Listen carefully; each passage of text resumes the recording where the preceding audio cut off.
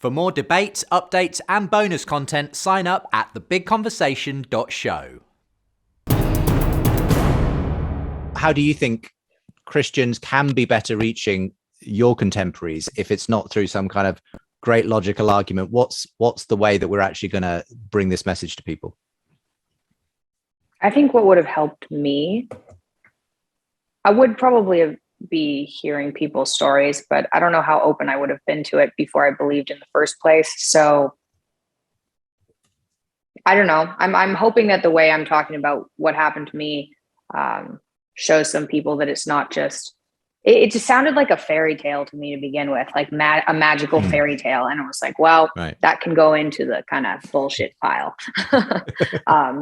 And so I think maybe less condescension from people who've had faith for a long time, people who don't understand, and less, oh, well, you're thinking about this wrong, or that's not what it says in the Bible. It's like, maybe if people were a little bit nicer, which they should be, then it would spread, and less condescending and more understanding of people who didn't grow up with Christianity. Yeah, absolutely. Yeah. And just and can I just add to that real quick? Yeah, I think she makes a great point with that, because I think that, and that's one of the things I'll kind of touch on my channel a lot as well too, is because when you really understand the gospel message, right? And just in a nutshell, like the gospel message is that all of us are equally set apart from God. You know what I mean? God requires perfection, and none of us are perfect in order to live in his presence. And he has to judge every sin, right? And so like, when we know this, it's like, we're so far, like all of us are in the same boat. And so because we're not earning our salvation, how could we possibly look down on others who aren't as spiritual or moral or anything else? They're not as moral as us, right? But Christianity, we're not saved because we're moral or more spiritual than other people or anything like that. You know what I mean?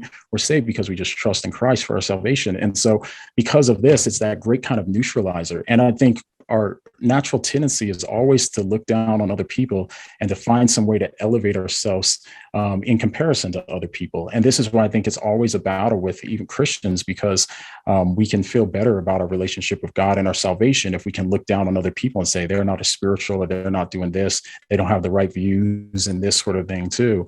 But I think the gospel is that great kind of neutralizer, because we're all sinners and we all have the same problem, and none of us solve it by being better than anybody else. We only solve it by accepting the free gift of salvation that Jesus offers us. So I think a lot of times it's like not understanding the gospel really adds to that condescending kind of aspect where that really everybody wants to do anyway, to look down on other people. And so the gospel kind of neutralizes that. So, yeah, well, it's probably a great place well said.